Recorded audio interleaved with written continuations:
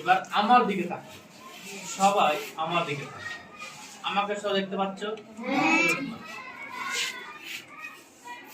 আমরা একটা দিনকে 24 ঘন্টায় ভাগ করি কি করি না? একটা দিনকে আমরা 24 ঘন্টায় ভাগ করি। এবার ওই একটা ঘন্টাকে আমরা আবার 60 মিনিটে ভাগ করি, আবার একটা মিনিটকে আমরা 60 সেকেন্ডে ভাগ করি, তাই তো? তো এবার দেখো, আমরা সাধারণত বলে থাকি প্রত্যেকদিন যে আমি 2 ঘন্টার আগে খাওয়া দাওয়া করলাম, আমি 1 ঘন্টা আগে স্কুলে এলাম, আমি 200 মিনিট আগে লেখাপড়া করলাম, 3 ঘন্টা আগে আমি ঘুমালাম। এগুলো আমরা বুঝতে পারি। যদি বলে দিই 1 কোটি সেকেন্ড আগে, 1 কোটি সেকেন্ড আগে আমার বয়স এত ছিল, এরকম শুনেছো? তাহলে অনেক বড় জিনিস সময় মাপার জন্য একটা যুগ ব্যবহার করি। ইতিহাসের সময়কে, অনেক পুরনো দিনের সময়কে ভাগ করার জন্য আমরা যুগ যুগ ব্যবহার করি। সময়কে আমরা, ইতিহাসের সময়কে আমরা, ইতিহাসের যুগকে আমরা 3 ভাগে ভাগ করি। ইতিহাসের যুগকে কয় ভাগে ভাগ করা হয়? 3 ভাগে। ইতিহাসের যুগকে কয় ভাগে ভাগ করা হয়? 3 ভাগে। একটা হচ্ছে প্রাচীন যুগ, একটা মধ্যযুগ, একটা আধুনিক যুগ। কি বললাম? প্রাচীন, মধ্য, আধুনিক। প্রাচীন যুগ,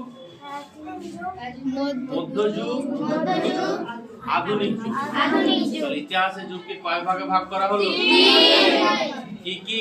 প্রাচীন, মধ্য, আধুনিক। প্রাচীন যুগ, মধ্যযুগ ও আধুনিক যুগ। এইবার ভারতের ইতিহাস পড়বো, তার মানে ভারতের ইতিহাসকে কয় ভাগে ভাগ করা হয় ওটা পড়বো। তো প্রায় একই রকম। প্রাচীন ভারতের ইতিহাস, মধ্য ভারতের ইতিহাস, আধুনিক ভারতের ইতিহাস।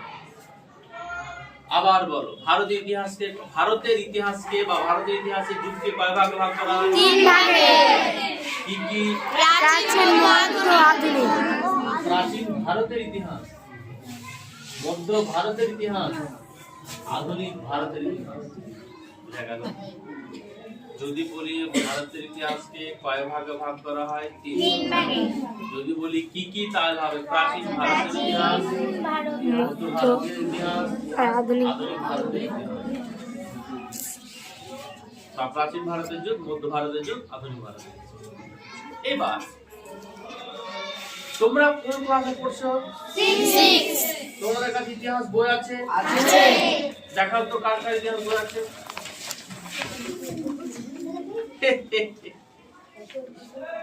এখানে এই যে অতীত ঐতিহ্য, 6ষ্ঠ শ্রেণী ইতিহাস, এই বইটাতে আমরা পড়ব প্রাচীন ভারতের ইতিহাস। এখানে কি লেখা আছে? কি লেখা আছে? বইয়ের ভিতরে কি লেখা আছে? প্রাচীন ভারতের কাহিনী, ইতিহাসের কাহিনী, ঐতিহ্যের কাহিনী।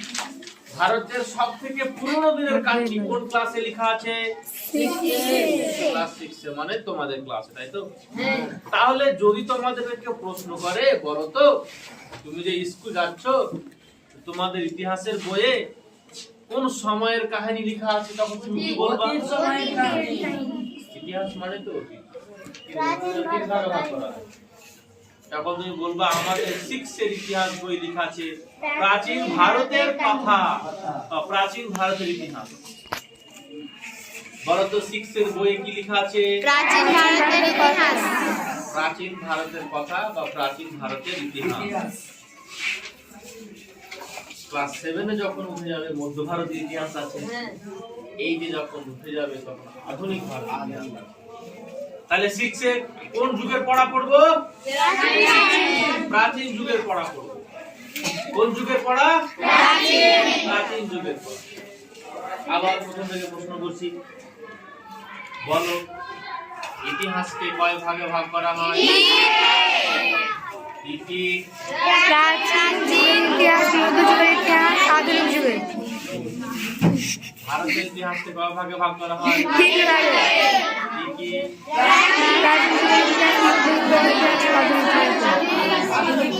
তোকে দেখ দেখে দেখ। প্রাচীন ভারতের ইতিহাস, মধ্য ভারতের ইতিহাস, আধুনিক ভারতের ইতিহাস। তাহলে ক্লাস 6 এর বইয়ে কোন ইতিহাসটা পড়বো? প্রাচীন ভারত 6 এর বই আমরা পড়বো প্রাচীন ভারতের ইতিহাস। আচ্ছা না? হ্যাঁ। এটা কয়বার বলো?